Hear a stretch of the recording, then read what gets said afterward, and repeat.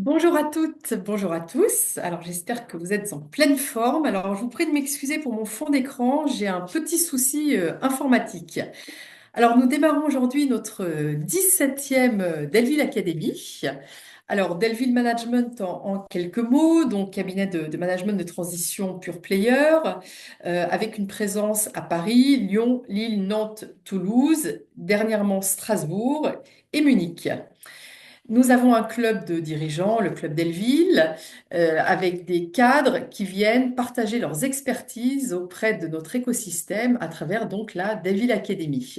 Et nous avons le plaisir de recevoir ce matin Mylène Baucher-Robinet, qui est membre du club Delville, bien évidemment. Donc Mylène est avocate associée du cabinet Baucher-Dobel et elle est reconnue pour son expertise en restructuring et insolvency.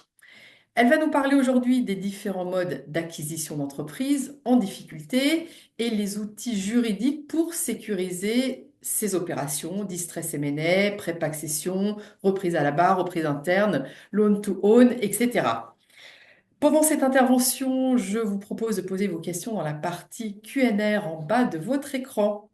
Mylène, je te laisse donc la parole. Merci Delphine, bonjour à tous. Je suis ravie d'être avec vous ce matin. Alors, je vais effectivement vous partager dans un timing qui est extrêmement ambitieux, voilà, mes retours d'expérience sur les modes d'acquisition d'entreprises en difficulté. Donc, on n'est pas dans du M&A traditionnel, mais vraiment dans voilà, le droit des entreprises en difficulté, parfois à la frontière du M&A. Et on va faire tout ça en 45 minutes, 1 heure. Alors, j'ai préparé une PowerPoint que je vais vous partager. Voilà. Ça vous donnera peut-être des clés de lecture plus précises pendant que je vous parlerai, mais je sais que vous pouvez aussi poser des questions en chat, donc n'hésitez pas, je suis là pour ça. Alors, hop, comment est-ce que je peux faire ça? Voilà. Peut-être en plein écran aussi. Je ne peux pas le garder comme ça, parce que comme ça, moi, je vois mon défilé de slides. Pas de souci. Euh, Allez, alors on y va comme ça. Donc, on va essayer dans un premier temps de faire un petit cadrage pour savoir de quoi on parle, et puis on verra en fait en 2 temps nos différentes reprises, finalement dans les 2 grandes catégories de procédures de prévention et traitement des difficultés, les opérations qui se déroulent d'abord dans le cadre des procédures amiables, et ensuite on regardera toutes les opérations qui se passent dans le cadre des procédures collectives. Je vais vous donner des éléments qui sont plutôt juridiques, mais voilà, je vais me faire fort d'essayer de vulgariser et de pouvoir rendre accessibles toutes les notions pour ceux qui ont moins de background juridique. Alors, tout d'abord, le cadrage. De quoi on parle, de quelles entreprises on parle, qu'est-ce qu'une entreprise en difficulté. Euh, Déjà, de manière assez instinctive, assez intuitive, on voit bien qu'il s'agit des entreprises qui sont en procédure collective, donc vous connaissez certainement la sauvegarde, le redressement judiciaire, la liquidation judiciaire, toutes les acquisitions d'entreprises qui se font de la manière la plus connue à la barre du tribunal. Mais ce n'est pas, voilà, mais le périmètre du sujet n'est pas limité aux procédures collectives. En réalité, une entreprise peut se trouver en difficulté et cible d'une opération d'acquisition, alors même qu'elle n'est pas encore en procédure collective. Il peut s'agir d'entreprises sous-performantes, d'entreprises surendettées, d'entreprises déficitaires. Il n'y a pas vraiment de notion en droit ou de notion juridique de l'entreprise en difficulté. Il existe une notion en droit bien définie, c'est la notion d'état de cessation des paiements que l'on va aborder dans un instant. Mais le thème de la reprise d'entreprise en difficulté n'est pas non plus limité à la reprise d'une entreprise en état de cessation des paiements. La cible peut se trouver encore in bonis, elle peut se trouver encore dans une situation où elle sait faire face à ses paiements.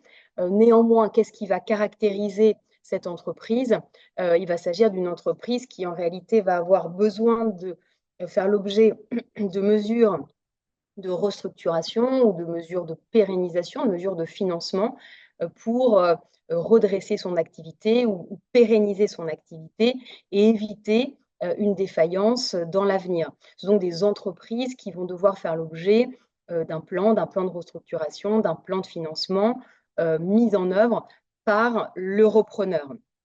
Voilà de manière générale comment on pourrait finalement qualifier les entreprises en difficulté et donc les entreprises cibles qui seront sujettes à ces opérations particulières ou dont les opérations d'acquisition se dérouleront dans les cadres dont je vais vous parler ce matin.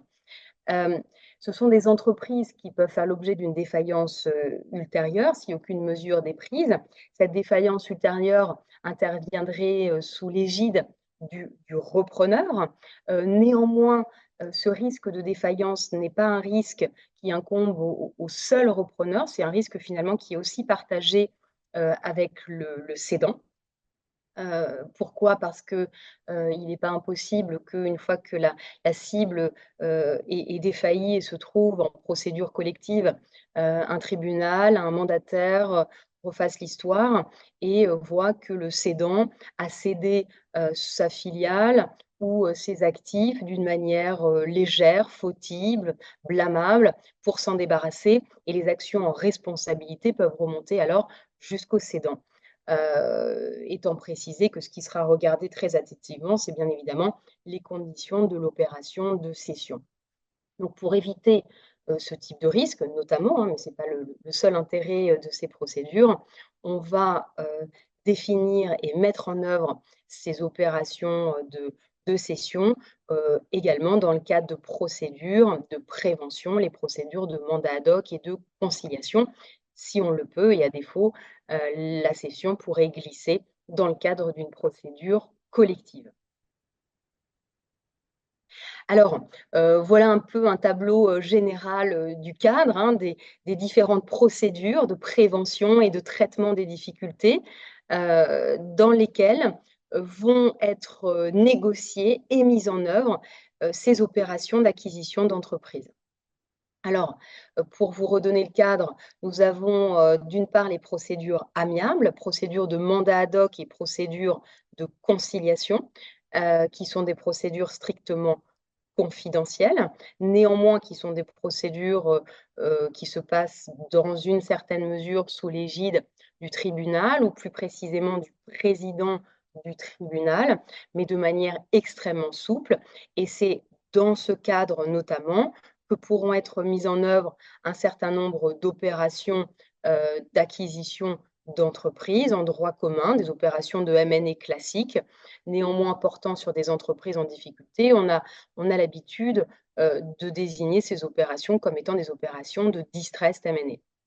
Donc distressed M&A d'un côté en procédure amiable, et puis de l'autre côté, vous avez toutes les procédures collectives, sauvegarde, redressement judiciaire, liquidation judiciaire, dans lesquelles vont intervenir des reprises à la barre. Alors c'est principalement le redressement judiciaire hein, qui est le cadre privilégié de la reprise à la barre.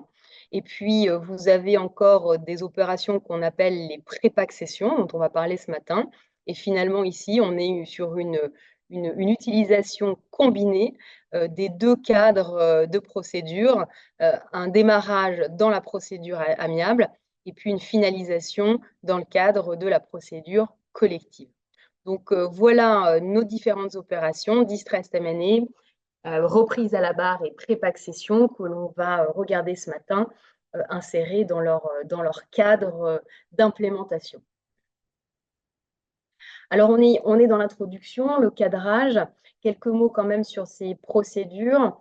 Tous ne sont peut-être pas totalement familiers des procédures de prévention et de traitement des difficultés des entreprises. Là, je vous ai remis mon petit tableau qui est un petit peu complexe. Je pourrais envoyer voilà, ces éléments si vous en avez besoin.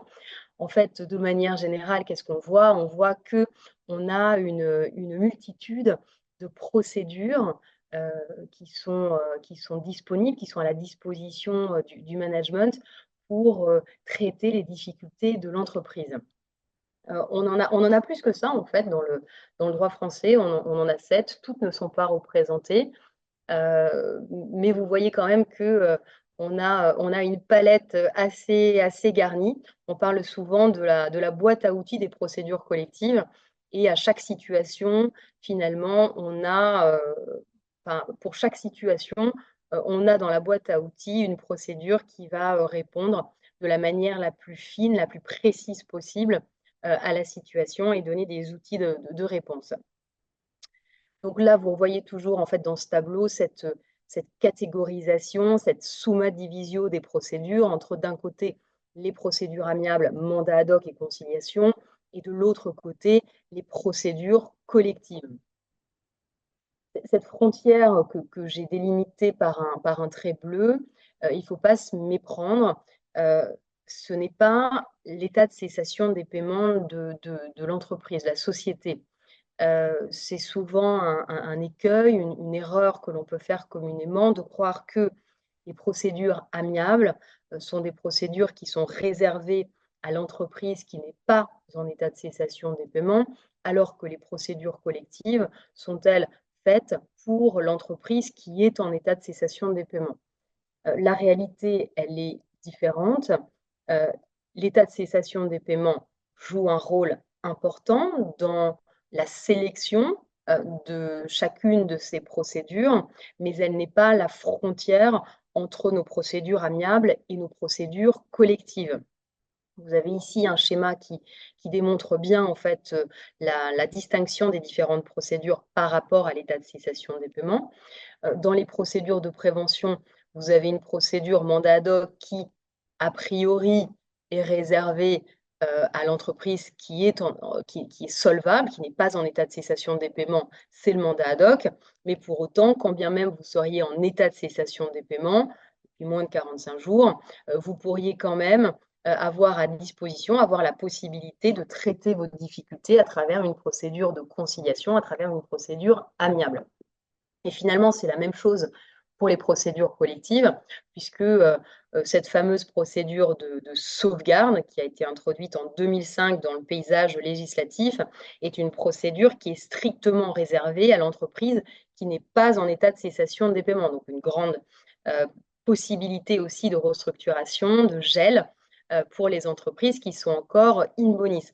Tout ça, il faut bien comprendre que ce sont des outils de management. En tout cas, quand on est encore ici un peu dans le vert orange, il est vraiment important de ne pas voir ces procédures comme des contraintes, des repoussoirs, mais véritablement comme des outils qui sont à la disposition du management pour traiter au mieux une situation de difficulté qui peut être une situation extrêmement large, généralement des difficultés financières, mais pas seulement. On peut traiter un grand nombre de difficultés avec ces outils. Donc, vraiment les garder à l'esprit comme des management tools, comme des éléments, voilà, des options qui sont là pour aider le management et l'entreprise à traverser une période de difficulté et donc aussi à mettre en œuvre des opérations de cession, d'acquisition, de carve-out, ça peut être des cessions partielles d'actifs, on y reviendra. Alors, un dernier élément sur le cadrage, parce qu'on en parle, j'en ai déjà beaucoup parlé, c'est l'état de cessation des paiements. Attention, petit warning, l'état de cessation des paiements, c'est pas si simple que ça, c'est pas si instinctif. Alors, une définition, il y a quand même une définition qui est assez simple. L'état de cessation des paiements, c'est l'impossibilité de faire face à son passif exigible avec son actif disponible. Passif exigible avec son actif disponible. Le passif exigible, c'est quoi? C'est les dettes exigibles, hein, les dettes qui sont échues, qui sont certaines et qui sont liquides. Donc, tout ce que vous devez payer à vos créanciers. L'actif disponible, de l'autre côté, c'est ce que vous avez en caisse, en compte bancaire, hein, majoritairement, et puis ce que vous pouvez réaliser immédiatement et sans aléa. Et donc, finalement, vous mettez en balance vos dettes, les dettes que vous devez payer avec ce que vous avez immédiatement sous la main pour payer vos créanciers. vous comparez les deux et effectivement, si vous n'êtes pas en mesure de payer vos créanciers, vous vous retrouvez en état de cessation des paiements et c'est à l'euro près. Donc, c'est une notion qui est assez binaire.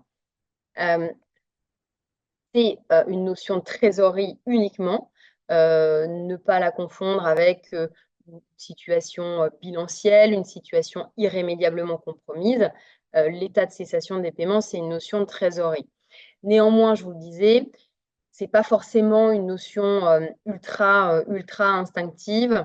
Il faut faire extrêmement attention avec des créances. On peut avoir tendance à mettre trop de créances dans l'actif disponible, alors que les jurisprudences, les cours, les tribunaux ont tendance à être au stade des contentieux assez restrictifs, c'est-à-dire à écarter les créances qui, in fine, n'ont pas été recouvrées parce qu'il y a un aléa sur le recouvrement des créances. Attention aussi, un passif exigible, c'est une dette qui est échue, qui est arrivée à échéance, peu importe qu'elle ne soit pas exigée par le créancier, même par bienveillance. Si vous voulez écarter votre passif exigible du calcul de l'état de cessation des paiements, il faut aller chercher des moratoires écrits chez vos créanciers. Et dans ces cas-là, un simple mail suffit, pas besoin de dresser des contrats alambiqués.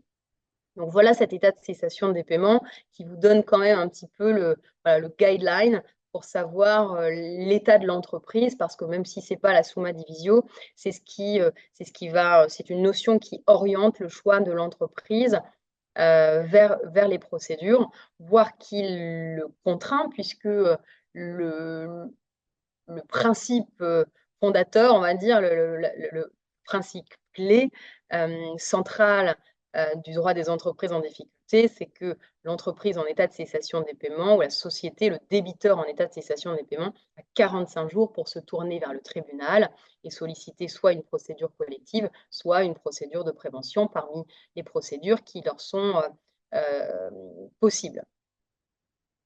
Alors, un dernier élément, procédure amiable, donc mandat ad hoc, conciliation, ce sont des procédures qui sont totalement contractuelles. Hein, donc ça, c'est la caractéristique principale.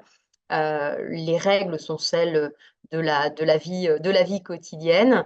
La discussion se fait de manière totalement amiable. On négocie un accord de restructuration et on négocie les opérations de cession de l'entreprise. Et en plus de ça, cerise sur le gâteau, ce qui en fait la valeur de ces procédures, c'est que ce sont des procédures qui sont strictement confidentielles. Cette confidentialité permettant de pouvoir préserver la valeur de l'entreprise. Objectif, on négocie un accord qui peut porter, y compris sur la cession de l'entreprise. Et on a un élément très intéressant en procédure de conciliation, c'est qu'on peut faire valider cet accord par l'autorité judiciaire à travers ce qu'on appelle les constats ou l'homologation. On y reviendra. Bon, quelques éléments de différenciation entre mandat ad hoc et conciliation. De manière générale, le mandat ad hoc, c'est un outil très souple et pour les entreprises qui ne sont pas en état de cessation des paiements. Conciliation, vous pouvez y aller pourvu que vous soyez en état de cessation des paiements depuis moins de 45 jours, durée limitée à 5 mois, et puis surtout donc, cette issue qui est la validation judiciaire de l'accord en conciliation, sachant qu'en général, quand on a un petit peu de temps, on peut combiner les deux outils. Les procédures collectives, on change de monde. Cette fois-ci, on change de monde. On est dans le public, déjà, fini la confidentialité, et puis surtout, on a des règles dérogatoires du droit commun qui vont s'appliquer à l'entreprise et qui vont guider la façon dont l'entreprise va avancer, en fait, en quelque sorte. Vous en avez, on va dire, 3 principales. La sauvegarde ou les sauvegardes avec ses variantes accélérées, le redressement judiciaire et la liquidation judiciaire. Je vous le disais, donc dans ces procédures, on a des règles qui s'appliquent. On nomme généralement sous le vocable discipline collective des créanciers, parce qu'à tous ces créanciers, et puis bien entendu aux débiteurs, on impose l'arrêt des poursuites, le gel des paiements, la poursuite des contrats en cours. Donc toutes ces règles qui vont permettre de mettre l'entreprise sous cloche, préserver l'entreprise, le temps de pouvoir analyser les difficultés et préparer la solution de sortie. Cette solution de sortie, elle a deux grandes voies, si je puis dire, soit la continuation de l'activité par le débiteur lui-même, par l'actionnaire, à travers un plan de sauvegarde ou un plan de continuation, soit, si ça ne marche pas, principalement en redressement judiciaire, eh bien l'entreprise est cédée, elle est cédée à un tiers qui, lui, va mettre en place la restructuration. Et cette fois-ci, lorsqu'on a une cession, c'est le plan de cession et c'est cet élément-là euh, qui est le cadre d'opérations d'acquisition d'entreprises en difficulté qui va nous occuper également. Alors, voilà pour le cadre. C'est un petit peu long, mais je pense que c'était important de redonner les éléments de cadrage pour bien comprendre comment ces procédures vont influencer et sécuriser pour la prévention les opérations d'acquisition d'entreprises en difficulté. Alors, dans le cas des procédures amiables, mandat ad hoc, conciliation, on met en place des opérations de cession que l'on va appeler distressed M&A.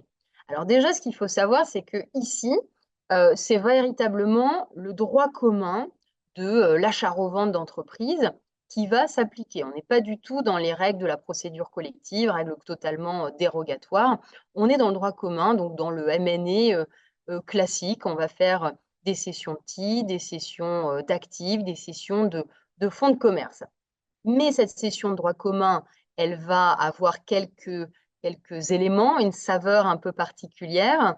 On va lui mettre quelques ingrédients du restructuring parce qu'on la met en place dans la procédure de prévention avec un certain nombre de mesures qui sont market practice, qui sont jamais obligatoires. Hein. Tout est de la négociation, rappelez-vous, dans le cadre de la prévention, et qui vont avoir pour objet d'améliorer et de sécuriser l'opération pour les parties prenantes, dans le sens où on va rassembler dans la plus grande mesure possible tous les éléments permettant d'assurer au mieux la restructuration ou la pérennisation de l'entreprise cible qui est l'objet de l'opération de cession. Alors, je vous le disais, pourquoi, j'ai abordé un peu cet élément-là, pourquoi c'est un cadre qui apporte une certaine sécurisation. Quand vous rachetez, quand vous reprenez une entreprise qui est en difficulté, notamment quand vous reprenez les titres, hein, vous rachetez la filiale, une société, les titres d'une société en difficulté, vous, repreneur, êtes le responsable de sa poursuite d'activité post-acquisition, donc de la mise en œuvre des mesures qui vont amener cette entreprise à la restructuration, à la pérennité ou à son point de rentabilité s'il s'agit d'une start-up. Et si vous échouez en fait dans cette restructuration, y compris du fait d'éléments externes, eh bien, le risque est que vous soyez, vous, obligé de déposer le bilan, hein, comme on dit, de solliciter l'ouverture d'une procédure collective. Et cette ouverture de procédure collective, elle peut se faire dans un délai plutôt court après l'opération de cession, dans un délai de 6, 12, 18, 24 mois après la cession. Et dans ce cadre-là, dans la procédure collective, le rôle du tribunal ou des mandataires de justice qui sont désignés, ça va être de regarder un petit peu ce qui s'est passé dans le passé, les raisons de cette défaillance et d'analyser en fait les conditions de cette opération. De regarder si cette opération a été faite dans les règles de l'art, si je puis dire, si elle ne s'est pas déroulée de manière fautive.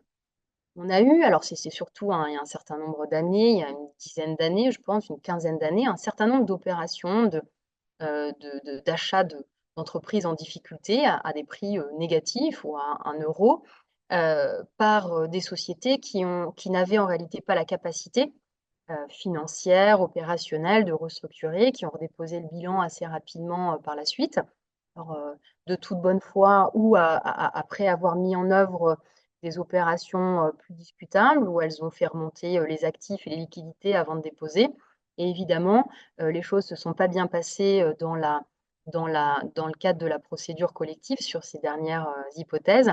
Des actions à responsabilité ont été engagées contre les acquéreurs d'une part, mais aussi contre les cédants au fondement, de manière générale, que le cédant avait cédé avec une légèreté blâmable pour se débarrasser, parce que une fermeture clean lui aurait coûté beaucoup plus d'argent, les salariés perdants, étant les grands perdants au passage, parce qu'ils auraient bénéficié d'un PSE avec voilà, avec un bon niveau de prestation au sein du grand groupe, là où, dans le cadre de la procédure collective, leurs créances étaient prises en charge uniquement par l'AGS. Euh, donc un risque, et c'est donc pour éviter ces risques de potentielles actions en responsabilité ou même de questionnement sur l'opération qu'on a décidé finalement à ce stade-là, au stade de l'acquisition de la cible, de mettre en œuvre ces opérations dans le cadre de procédures de prévention pour se trouver sous l'égide du tribunal, du président du tribunal, sous la protection en quelque sorte du président du tribunal, faire en sorte que les conditions de l'opération soient revues, renforcées, sécurisées, et puis potentiellement même validées par le tribunal, de façon à ce que par la suite, à minima, on ne soit plus tenté de re-questionner l'opération. Ces opérations aussi de cession, alors ça c'est plus quand on est sur des asset deals, sur des cessions d'actifs, si elles se déroulent via des entreprises qui sont déjà en état de cessation des paiements, qui sont en difficulté et donc potentiellement déjà en état de cessation des paiements, elles encourent un autre risque important en cas de procédure collective ultérieure, c'est d'être annulées sur le fondement des nullités de la période suspecte. C'est quoi les nullités de la période suspecte? Si vous traitez avec une entreprise qui est déjà en état de cessation des paiements, mais qu'elle ne fait pas encore l'objet d'une procédure collective et qu'elle fera l'objet par la suite d'une procédure collective, dans le cadre de cette procédure collective ultérieure, le tribunal pourra se dire, écoutez, non, l'entreprise était déjà en état de cessation des paiements, on aurait déjà dû geler un certain nombre d'opérations et toutes les opérations qui auraient été faites par cette société dans lesquelles, de manière générale, un créancier aurait été privilégié par rapport à tous les autres créanciers, alors que ces derniers auraient dû être traités sur un pied d'égalité ou selon des règles de la procédure collective, et cette opération-là, on va la déboucler. Et donc, tous les parties prenantes se trouvent en risque très important par rapport à ces opérations, donc essentiellement ici sur des opérations d'asset deal.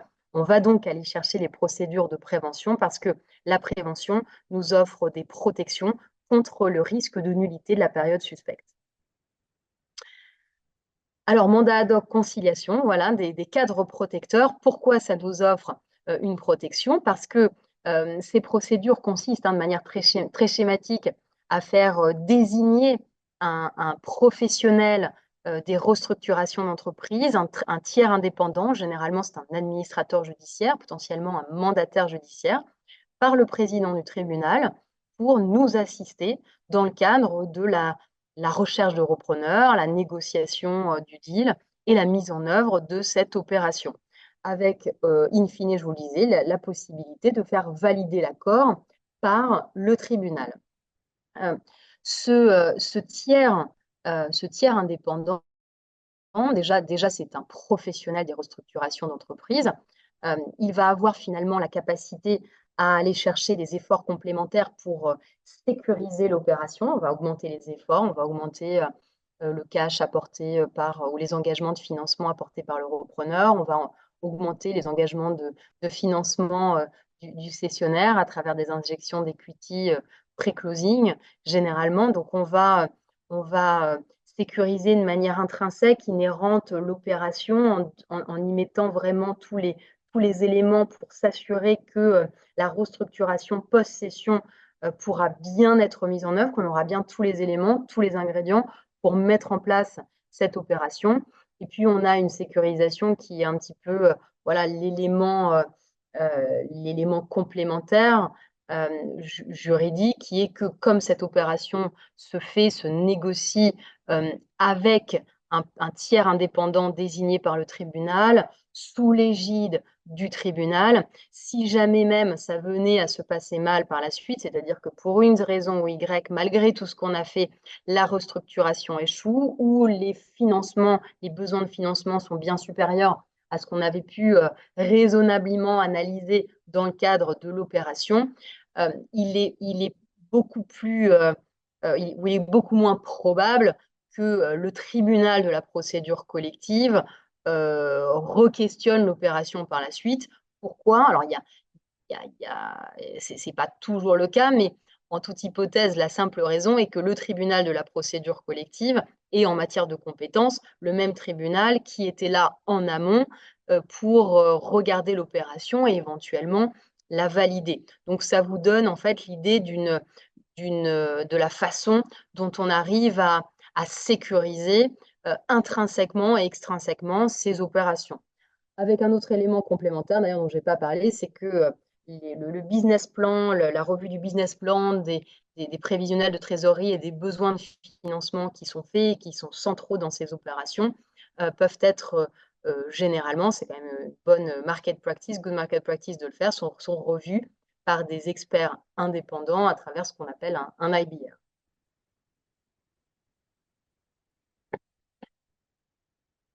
Juste un élément, quand on fait ces opérations dans le cadre d'une procédure de prévention, en général, on les finit toujours dans le cadre d'une procédure de conciliation, parce qu'on a ici, dans la conciliation, la possibilité d'avoir le tampon judiciaire de la part du président du tribunal ou du tribunal lui-même. Et l'une des forces de ce tampon, je vous en parlais, c'est d'éviter le risque de nullité de la période suspecte et donc de sécuriser l'accord, l'opération elle-même qui est intervenue et qui a été validée par le président ou le tribunal. Alors, un autre élément intéressant de ces procédures de prévention, c'est le fait que ces procédures sont aussi un cadre usuel de renégociation de la dette. Une opération de distress M&A, de cession de titres, peut aussi s'accompagner en parallèle d'une renégociation de la dette avec les créanciers. Quand vous êtes en share deal, ben là, vous avez un transfert de la dette, mais sur ces sociétés, on n'a pas nécessairement uniquement besoin de financement, mais souvent, on va aussi s'attacher réduire le passif qui va être repris par le cessionnaire. Et donc, parallèlement à la discussion sur les conditions du deal, on va pouvoir négocier avec les créanciers des conditions de rééchelonnement ou de restructuration du passif. Deux mots encore sur le déroulement de cette opération de distress M&A en procédure amiable. Dans le cadre de la procédure amiable, on va très souvent initier ou vérifier ou à tout le moins finaliser le processus de recherche de repreneur. C'est le conciliateur qui va s'en assurer, le conciliateur ou le mandataire ad hoc. Un élément important, ce qu'il faut bien comprendre, c'est que ce mandataire conciliateur ne défend pas les intérêts des actionnaires. C'est quelqu'un qui est là pour la protection des intérêts de la cible, de l'entreprise en difficulté. Ça, c'est quand même quelque chose d'important, mais c'est aussi lui qui va permettre d'être le garant de ce que le plan de restructuration, les besoins de financement qui vont avoir été identifiés seront suffisants pour pérenniser la société et aller chercher le tampon du tribunal. Dans les négociations, donc voilà, à l'issue finalement de ce processus de recherche de repreneurs, de négociation, on va rédiger toute la documentation contractuelle de droit commun, un SPA, un IPA, mais on va avoir la particularité de la procédure de prévention qui est de reprendre un certain nombre d'engagements dans un protocole annexe qui est le protocole de conciliation.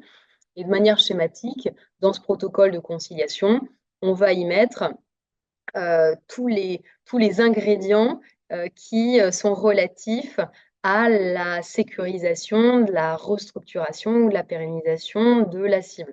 Donc tous les efforts que l'on aura pris ou les mesures que l'on aura prises de part et d'autre sous l'égide du cédant et sous l'égide du cessionnaire pour s'assurer que post-cession, la cible est sur des bons rails. Je vous donne quelques exemples pratiques d'engagement qu'on va pouvoir discuter dans le cadre de la procédure de prévention, ajouter dans le cadre des protocoles de conciliation qui vont nous permettre d'aller chercher la validation du tribunal. Alors, le premier point, c'est le BP, le business plan, qui est un élément véritablement central, hein, je pense, de ces opérations, euh, qui sera validé, revu, validé par un expert indépendant et puis qui devra avoir aussi l'aval du mandataire de justice et sur lequel les parties vont s'engager. Alors le cédant, lui, il va pouvoir, par exemple, hein, céder ses titres pour 1 euro, mais participer aussi, dans une certaine mesure, au financement du plan de restructuration mis en œuvre par le repreneur. Et sa participation au financement, elle peut se faire sous la forme d'une recapitalisation, c'est-à-dire d'une souscription à une augmentation de capital à laquelle il va participer en amont. Alors bien sûr, pour convertir ses créances en compte courant, on va effacer la dette à l'égard de l'actionnaire, mais aussi potentiellement pour injecter un peu d'argent de frais et cofinancer le besoin de financement dans le cadre du plan de restructuration mis en œuvre par le repreneur. Et finalement, c'est pour ça qu'on parle d'opération à prix négatif, parce que le cédant apporte des financements dans le cadre de l'opération pour aider la restructuration de la cible. Donc, ce sont des financements qui sont évidemment injectés dans la cible en difficulté. On a des engagements financiers, mais ces engagements financiers peuvent aussi s'accompagner d'engagements commerciaux lorsque on a encore des liens entre le cédant et la cible, des engagements pour continuer la fourniture ou l'approvisionnement de la société à certaines conditions, à des tarifs préférentiels sur certaines durées, un accompagnement aussi opérationnel.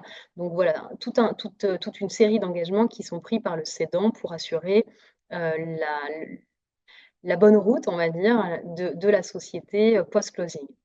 Le cessionnaire, lui, évidemment, doit s'engager. Il doit s'engager sur le BP, il doit s'engager sur le financement ou le cofinancement du plan de restructuration, du plan de pérennisation. Euh, il doit s'engager en général, évidemment, on acte des engagements pour que les liquidités qui soient apportées à la cible restent dans la cible. Pas de remontée de cash, pas de remontée de trésorerie, quelque forme que ce soit. Alors évidemment, ce n'est pas des engagements qui sont absolument rigides. À partir du moment où la cible performe, surperforme, et c'est ce que tout le monde cherche, les remontées sont à nouveau possibles. Et puis évidemment, utilisation des apports uniquement pour les besoins de la cible, à tout le moins tant qu'elle n'est pas sur les rails que l'on a définis. L'engagement, on retrouve des clauses miroirs au niveau du protocole et je vous le disais, tous ces engagements sont repris dans le protocole de conciliation et on les fait valider par l'autorité judiciaire, le président du tribunal ou le tribunal. Donc voilà pour les opérations distressed M&A. Je pense que ça a pu apporter déjà des éclairages suffisants, même si le timing est challenging et je vois qu'il passe. Alors je vais passer à la deuxième partie très rapidement sur les reprises à la barre. Reprise à la barre du tribunal, donc là on change de monde. La reprise à la barre du tribunal, c'est quoi? C'est une reprise qui se passe généralement dans le cadre du redressement judiciaire. C'est vraiment le cadre dans lequel on va racheter l'entreprise et selon des règles totalement dérogatoires, selon les règles prévues au Code de commerce. Sachez que dès que le redressement judiciaire de l'entreprise est prononcé, l'entreprise est à vendre, même si en général, l'opération va se passer à la suite d'un appel d'offres qui est fait par l'administrateur judiciaire. Cette reprise en plan de cession, le plan de cession, il faut savoir que c'est une reprise d'actifs. On n'est plus ici dans le droit commun où on peut faire un petit peu ce qu'on veut sur les opérations de M&A. On est vraiment sur une reprise judiciaire, une cession judiciaire d'actifs en exploitation. Alors, vous pouvez reprendre une partie de l'actif, une partie de l'activité du débiteur. Vous pouvez reprendre la totalité, vous pouvez reprendre une partie, céder les branches d'activité entre différents repreneurs. Ce qui est très important de comprendre, c'est que ce processus de reprise à la barre du tribunal, c'est un processus qu'on appelle de pick and choose, de sélection. En fait, quand vous vous positionnez en tant que repreneur, vous allez commencer un audit des actifs à reprendre et vous allez choisir les différents actifs que vous allez mettre dans votre périmètre de reprise, dans votre panier. Ces actifs, alors ce sont des actifs à proprement parler, des biens meubles, des biens immeubles, les tables, les chaises, la propriété intellectuelle, les marques, etc. Vous allez faire la sélection de ces actifs, mais vous allez aussi faire la sélection des contrats. Vous allez pouvoir choisir les contrats que vous souhaitez reprendre, qui sont nécessaires à l'activité. Donc évidemment, ce sont les contrats clients, mais ça va être tous les contrats, les contrats, ce qu'on appelle les contrats en cours avec les partenaires de l'entreprise que vous allez pouvoir sélectionner, notamment en fonction de la question de savoir si certains vous apportent finalement du revenu ou alors vous transfèrent de la charge, et ça vaut aussi pour les actifs.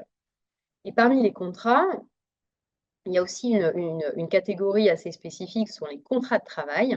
Et là, on est dans un système qui est totalement dérogatoire du droit commun, parce que dans une vente de droit commun, vous avez l'ensemble des contrats de travail attachés à l'entreprise qui est transférée. Dans une cession à la barre, c'est totalement différent.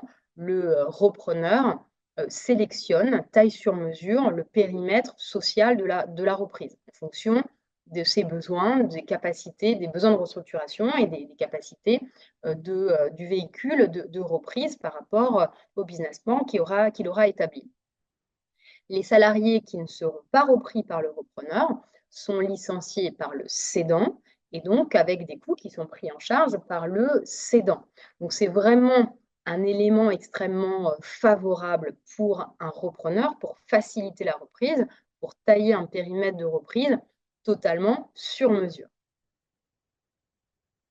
Le point que l'on a généralement en tête sur le plan de cession, c'est qu'on reprend les actifs et pas la dette. Alors ça, c'est vrai, hein, c'est un des éléments centraux de ce régime. On reprend les actifs, mais pas la dette. Néanmoins, grand warning, il y a des exceptions et vous avez des transferts de charges qui peuvent être induits avec la reprise de certains actifs. Donc, il faut être extrêmement prudent quand vous êtes sur le siège d'un repreneur en train de préparer une offre de reprise en plan de cession. Il va falloir véritablement analyser les cas de transfert de charges, les montants transférés et les intégrer à votre prévisionnel de financement et à votre prévisionnel d'activité. C'est ce qui va être déterminant aussi sur le périmètre, parce que si vous avez des actifs qui vous entraînent des transferts de charges, si cela est possible, vous les excluez du périmètre de reprise.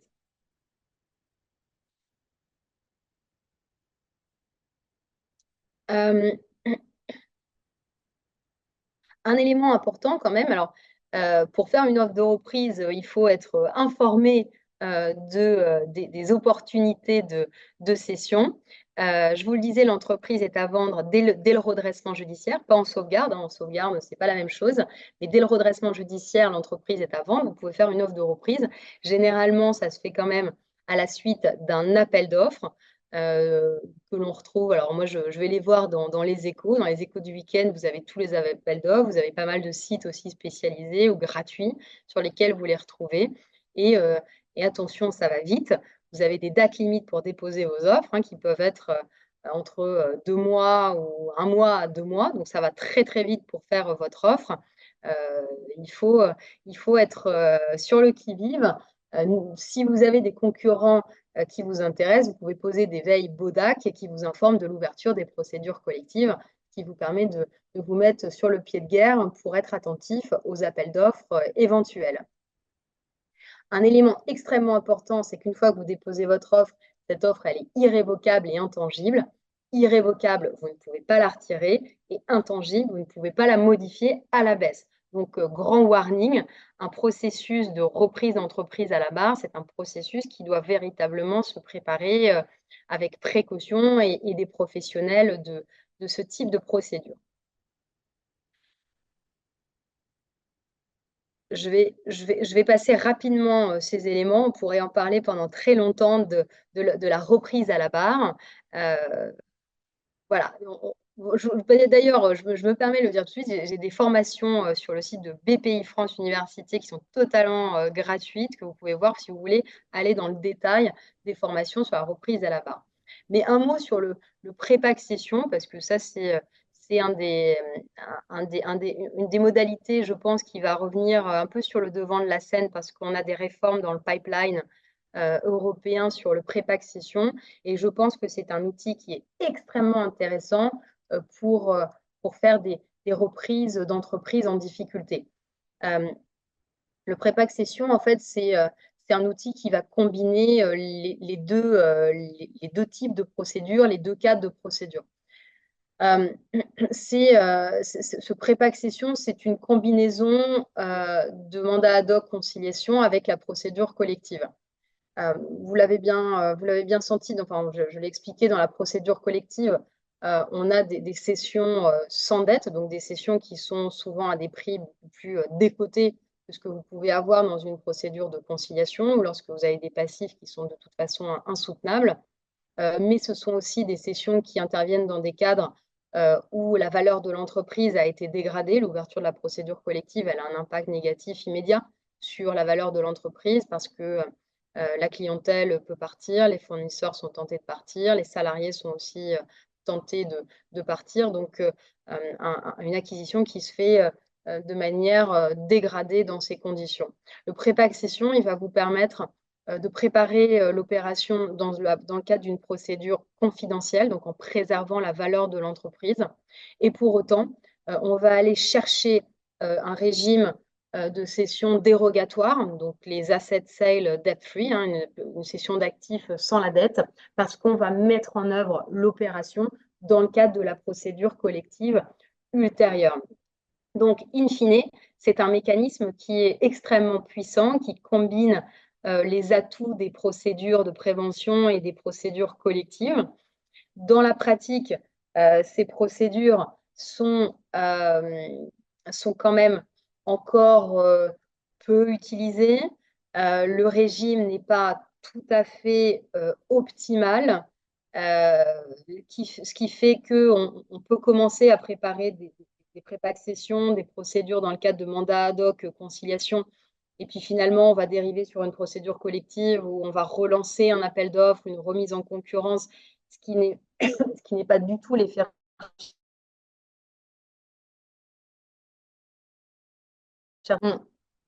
Mais, euh, je vous le disais, on a une réforme de ces procédures qui est dans le pipeline avec la directive Insolvency 3. Insolvency 3, elle va nous venir dans les prochains mois ou dans la prochaine année. Je pense que pardon, elle va aboutir à une réforme du pré-accession pour son optimisation et on va pouvoir aboutir à des procédures sans doute bien améliorées avec des véritables ventes aux enchères et des préparations d'offres planchées dans le cadre de la procédure de prévention. Donc voilà ce mécanisme de pré-accession. Delphine, est-ce que je peux prendre 2 minutes jusqu'à 9h20 pour juste aborder la reprise interne? Oui, rapidement. Et en fait, après, on posera des questions. Il y a énormément de questions auxquelles on ne pourra pas, auxquelles on ne pourra pas forcément répondre à 100%. Est-ce que les uns et les autres peuvent éventuellement te contacter derrière sur LinkedIn s'ils souhaitent te poser des questions? Avec grand plaisir, hein, bien sûr. Bien sûr, Top, bien sûr. merci. Alors, la reprise interne, de toute façon, je suis rapide sur la reprise interne parce que ça, c'est des méthodes de reprise qui sont ultra sophistiquées, assez confidentielles, mais je trouve que c'est bien juste de les avoir en tête parce que c'est encore d'autres modes d'acquisition d'entreprises en difficulté. Mais là, on reste dans un cadre judiciaire, reste dans le cadre de procédure collective. Au lieu d'aller chercher l'acquisition des actifs en asset deal, en plan de cession, en fait, on va se positionner sur la reprise des titres. On va reprendre les titres, on va s'assurer une exclusivité de la reprise parce qu'on va négocier avec les actionnaires. Et bien sûr, en parallèle, on va faire adopter le plan de restructuration de la dette. La reprise interne, c'est ça. Donc c'est s'acheter une exclusivité en reprenant les titres. C'est plus cher, il faut restructurer la dette. Mais en tout cas, la contrepartie, c'est qu'on a l'exclusivité de la reprise et on ne dépend plus du tribunal pour le choix du repreneur en plan de cession. Ça, c'est la reprise interne. Il y a des variantes parce que finalement, en fait, on peut avoir des techniques ultra sophistiquées où, au lieu de reprendre les titres, on reprend la dette, on va chercher la dette, on va chercher l'acquisition de la dette. Et une fois qu'on est sur la position, le siège du créancier, on a dans certaines procédures la possibilité de proposer un plan qui prévoira des conversions de créances en capital. Et donc, en fait, à travers l'acquisition de la dette, on va faire une prise de contrôle du capital que l'on peut imposer aux actionnaires en place selon des critères très particuliers qui restent encore restrictifs, mais qui se sont largement ouverts. Les possibilités, le spectre des possibilités s'est très largement ouvert depuis la dernière réforme des procédures collectives de 2021 avec les classes de parties affectées. Donc voilà, de manière peut-être encore un peu générale, la reprise à la barre. Et vous avez ici alors, un vrai focus sur le distress M&A, voilà, le panel, la palette des différents modes d'acquisition d'entreprises en difficulté. Merci beaucoup, Mylène. Alors, je laisse la parole à Nathalie Lautour, qui est notre responsable marketing, qui va te poser des questions. Merci beaucoup, Mylène. Effectivement, de nombreuses questions auxquelles on ne pourra pas répondre ce matin. L'une d'entre elles est la suivante. Un cédant doit-il obligatoirement nous indiquer qu'une procédure amiable est en cours? Ah oui. Alors, il ne doit pas obligatoirement vous indiquer que la procédure amiable est en cours parce que la procédure est strictement confidentielle et le cédant, il choisit les personnes à qui il disclose l'existence de la procédure. Mais de manière générale, il est quand même préférable d'assurer une transparence de la situation de l'entreprise et de discloser l'existence de la procédure de mandat ad hoc. En toute hypothèse, il faut vraiment imaginer que c'est une mesure de protection et pour le cédant et pour le cessionnaire. Donc pour moi, c'est un atout. Et en tout cas, c'est le cessionnaire qui va avoir la vision d'une entreprise qui fait face à des difficultés, potentiellement qui va faire face à une impasse de trésorerie à bref délai, pourra même être celui qui va solliciter l'ouverture de la procédure de prévention pour aller chercher un cadre protecteur. Donc, voilà, je ne sais pas pourquoi ça n'est pas disclosé en l'espèce, mais je pense qu'il peut y avoir quand même un très, très, très fort intérêt. Après, les spécialistes M&A vous diraient qu'il vaut mieux quand même avoir de la transparence sur ce type de procédure. Et puis, même dans les actes de cession, il y a des déclarations sur l'absence de procédure de prévention qui vont jusqu'au mandat ad hoc. Donc, je trouve que c'est difficile de passer à travers, voilà, à travers ça en le gardant secret.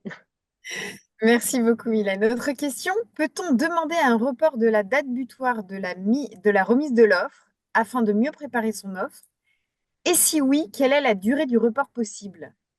Alors là, on est en procédure collective. Quand il y a un appel d'offres, l'administrateur judiciaire fixe la date limite de dépôt des offres, la fameuse DLDO. Et oui, il est tout à fait possible de se tourner vers l'administrateur judiciaire, de lui dire qu'on est un candidat très sérieux et de voir avec l'administrateur judiciaire s'il n'est pas possible de repousser la DLDO. Alors, ça doit se faire nécessairement avant la date de limite de dépôt des offres.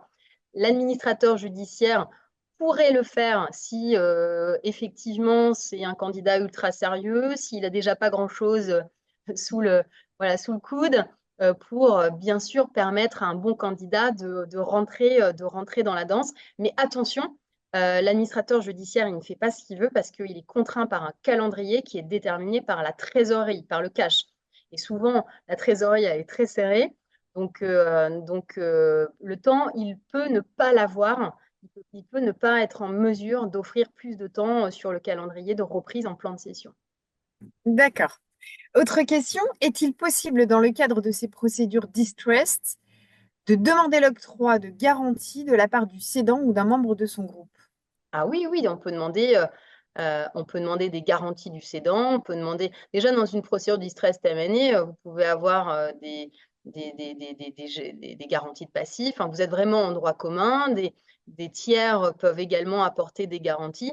De toute façon, c'est dans l'intérêt de tous de sécuriser l'opération et la restructuration, la remise sur les rails de la filiale. Donc oui, tout à fait. Tout est possible. On est dans le contractuel. On nous demande également quel est le rôle du CAC dans ces procédures amiables, pardon. Alors le CAC, c'est un partenaire dans les procédures d'amiable. Il doit être informé, y compris en amont. Il est avec nous, il est pilote. Il est là aussi pour accompagner l'entreprise dans sa restructuration. Alors après, c'est vrai que sur les opérations de M&A, on l'a pas forcément autour de la table, mais il faut l'avoir avec soi. C'est un partenaire de l'entreprise en difficulté, évidemment. Merci Mylène. Autre question, comment savoir quelles entreprises sont à reprendre sous forme de prépack-cession, sachant que cela démarre via un mandat ad hoc et qu'un mandat ad hoc est confidentiel? Alors, ça, c'est la grande question. Toute l'ambiguïté, la difficulté du prépack-cession ou des ventes qui démarrent dans la procédure de prévention, c'est qu'on doit allier confidentialité de la procédure pour la préservation de la valeur avec la publicité de l'appel d'offres ou de la recherche de repreneurs qui doit être la plus large possible.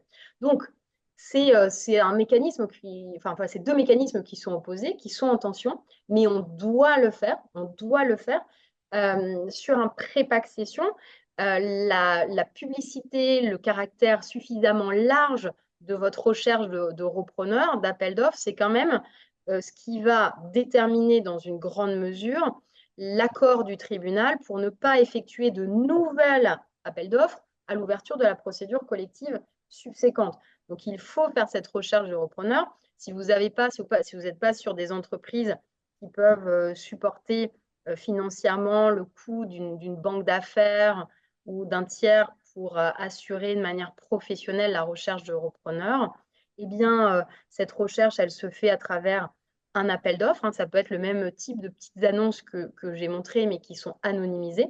On n'a pas le nom de l'entreprise. On essaie de faire en sorte effectivement que l'entreprise ne soit pas identifiable par ses partenaires, par ses clients, par ses fournisseurs. Et puis, c'est le bâton de pèlerin de l'équipe du management qui va identifier des cibles qualifiées et aller les chercher. Donc, il faut aller balayer de manière la plus large possible pour montrer au tribunal qu'on a fait, on a véritablement, qu'on est allé chercher la meilleure offre possible. Merci beaucoup. Autre question, auriez-vous des statistiques sur les succès dans ces différents cas, en amiable ou en procédure collective? Alors, les succès de l'amiable, on n'a pas de statistiques sur les succès du distress M&A. On a des statistiques sur le succès des procédures amiables. On estime que dans 80% des cas, la procédure amiable se finit très bien par un accord négocié, voulu, potentiellement validé par le tribunal. Alors, dans quel cas il s'agit d'une cession, j'en ai absolument aucune idée. Je ne sais pas, je dirais comme ça au doigt mouillé que les opérations de distress M&A, c'est 5% des procédures amiables. C'est vrai, ça reste quand même pas. La procédure amiable, c'est l'outil qui est fait pour restructurer la dette, aller éviter l'ouverture de la procédure collective. Mais de plus en plus, on l'utilise comme cadre d'opérations de distress M&A. Et puis, si on ajoute le pré-pack session, les vraies pré-pack sessions sans appel d'offres dans la procédure collective, je ne sais pas, je dirais 10% des procédures. Voilà, ce qui reste quand même confidentiel. Mais si vous faites ça, vous avez quand même, je pense, une bonne procédure market practice faite par des actionnaires diligents et sérieux, un management diligent. Vous avez mis tous les ingrédients de votre côté pour renforcer votre opération. Merci Mylène. Autre question, qu'est-ce qui prime lorsque l'on remet une offre? Reprise des salariés, des actifs, des contrats, fournisseurs, etc. Qu'est-ce qui prime? Je pense déjà, on va regarder la solidité de votre offre. Est-ce que c'est une offre sérieuse? Est-ce que le repreneur a bien les moyens matériels, financiers, opérationnels pour pérenniser l'entreprise? C'est vraiment la solidité du projet qui compte. Et une fois que vous avez ça, qui est votre base minimale, ce à quoi les tribunaux sont extrêmement attentifs, c'est le maintien de l'emploi. Je pense que c'est un des critères que les tribunaux regardent avant tout, le maintien de l'emploi, la préservation de l'emploi. On est ici dans des enjeux qui sont quand même assez politiques. Enfin, c'est de la politique juridique de sauvegarde de l'emploi. Donc, c'est le nombre d'emplois sauvegardés qui va être analysé attentivement et qui va primer sur le prix de cession que le repreneur va mettre sur la table. Mais attention, il faut pas non plus euh, euh, voilà, passer outre. Il ne faut pas mettre des prix déraisonnables parce que les tribunaux le voient, ou certains tribunaux voient ça d'un extrêmement mauvais œil. Il faut montrer que vous êtes allé au maximum des capacités, même si on a bien conscience que les financements doivent, s'il le faut, être dirigés principalement dans le véhicule d'acquisition pour rendre le processus le plus solide possible. Merci. Je vois que l'heure tourne, il est 9h30. Peut-être une dernière question et puis après, je vous rendrai la parole, Mylène et Delphine. Dernière question, donc, un administrateur judiciaire dans une procédure collective est-il obligé d'informer qu'il y avait une procédure amiable avant de transmettre les BP et l'IBR? L'administrateur judiciaire, il n'est pas obligé, et puis en plus, normalement, il n'a pas le droit d'indiquer que la procédure collective a suivi une procédure amiable. Euh, alors, si on a des documents de conciliation, des documents de mandat ad hoc, ils circulent dans la procédure collective en pratique. De toute façon, il n'y a pas enfin, souvent, c'est plutôt même dans l'intérêt. Il y a de l'information extrêmement précieuse qui va circuler. Après, je sais pas, c'est une analyse vraiment au cas par cas. La question est un petit peu difficile. Le principe, c'est que les éléments sont confidentiels. La pratique, c'est que ces éléments vont circuler parce que c'est dans l'intérêt de l'entreprise que ces éléments soient donnés à des investisseurs, à des repreneurs.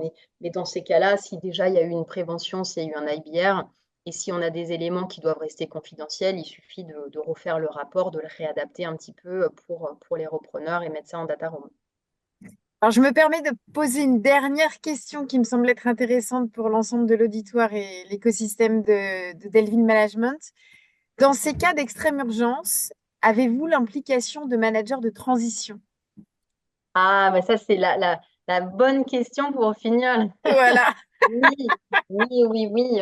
On a effectivement dans ces cas, dans toutes les procédures de prévention, les procédures collectives, nos acteurs parties prenantes de ces opérations, ce sont aussi les managers de transition qui viennent avec leur casquette parfois spécialisée, si on a besoin de gens du chiffre, si on a besoin de gens du social, des opérationnels, et qui viennent là pour porter l'entreprise, la piloter, parfois depuis le stade cédant jusqu'au cessionnaire.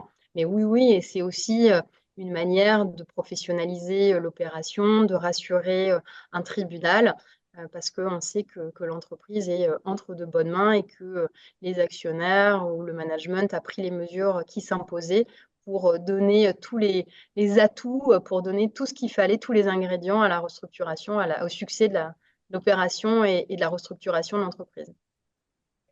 Merci Mylène. Je laisse la parole à Delville et plus particulièrement à Delphine qui va conclure, je pense, ce webinaire de ce matin. Merci beaucoup Mylène.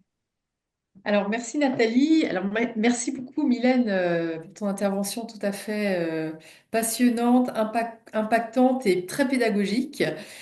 Donc, vous pourrez retrouver le replay de cette intervention sur notre chaîne YouTube. Donc, je vous invite à nous suivre sur LinkedIn. Nous annoncerons la sortie de ce replay.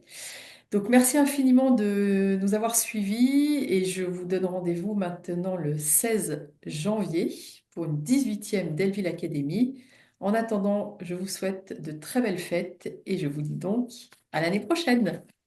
Merci beaucoup. Bye Merci. bye. Au revoir.